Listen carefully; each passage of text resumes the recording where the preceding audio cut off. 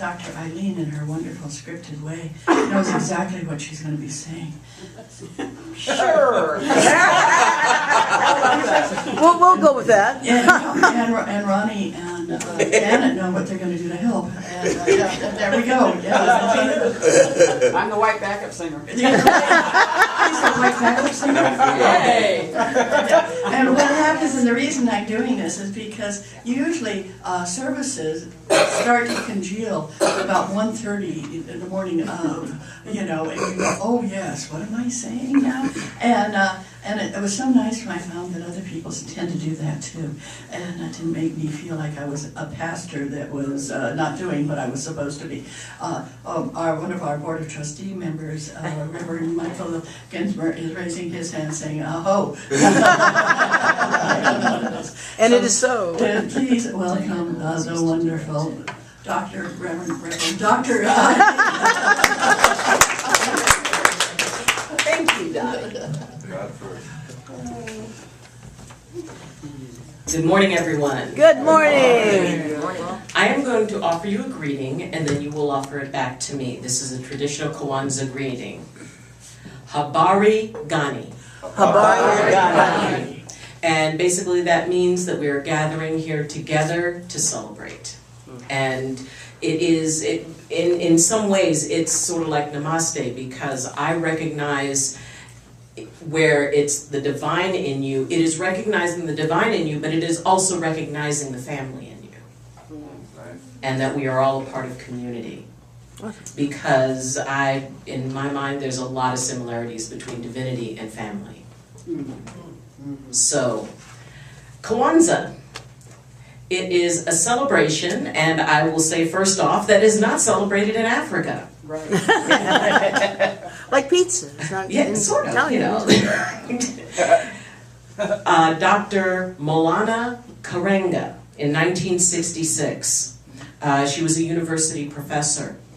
And, during the 60s, shall we say, there was a certain level of racial tension. Okay.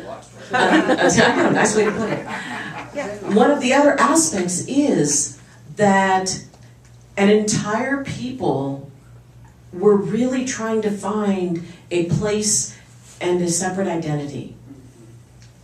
And it was important to Dr. Karenga that something very positive, especially during a time with so much strife, so much negative, that something positive be created, in order to establish balance.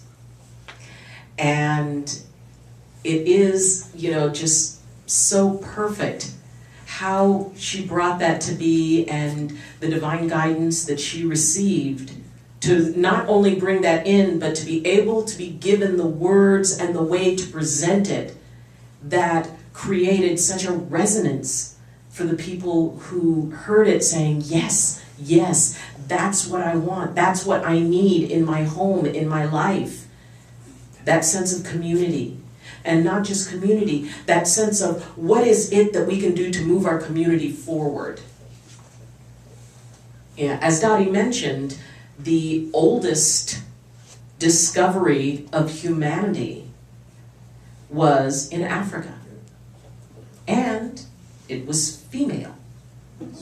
She was called Lucy. And I will throw in, they also have found evidence of little small people that they're calling hobbits, which I think is really cool. Yay! Yay, hobbits! Ancient hobbits. But the idea that our DNA, all of it, each and every one of us carries that. Kwanzaa isn't just something that, it's like, oh, well, it's an African-American holiday. I remember once Akeem came to me and said, what is this Kwanzaa? And I said, well, it's a holiday that was originated here. And he said, someone told me Happy Kwanzaa. I did not know what to say. He thought it was just another American thing that he hadn't quite caught up with yet. That's right, it is. Now, they do have celebrations that sort of bring in those pieces and bring in those elements. But the actual formal Kwanzaa and, the Kinara and the Mishuma Saba. The Mishuma Saba are the candles.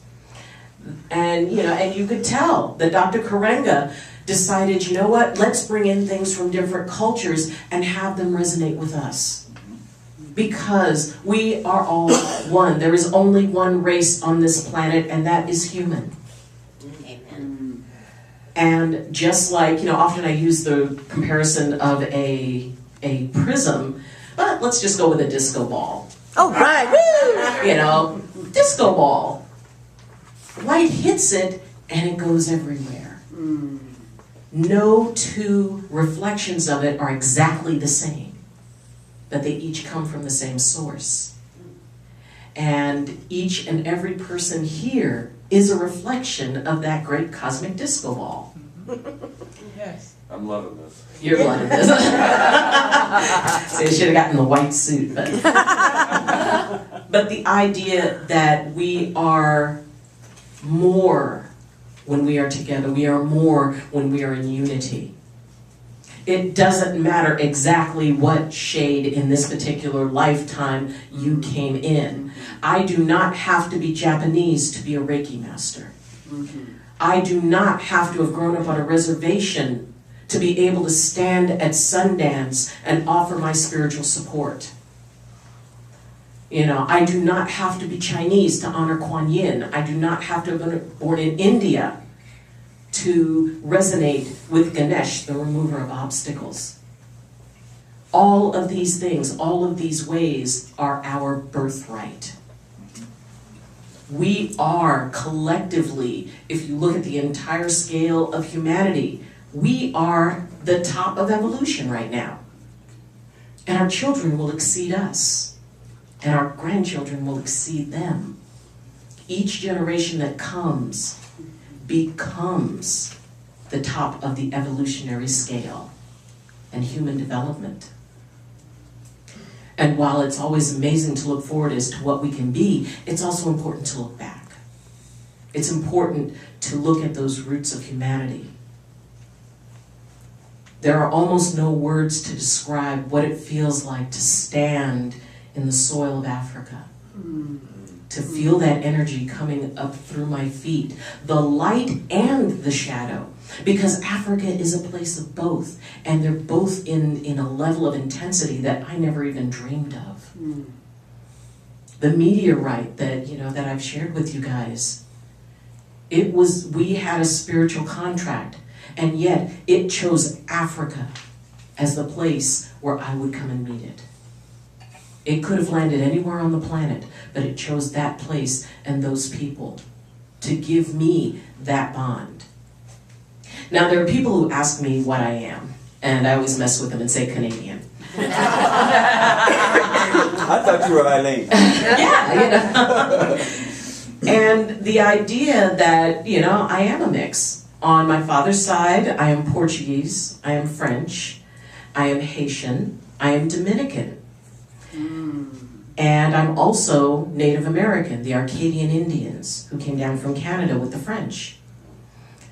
On my mother's side, I am Blackfoot Indian. I am Madagascan. I am Ethiopian. Wow.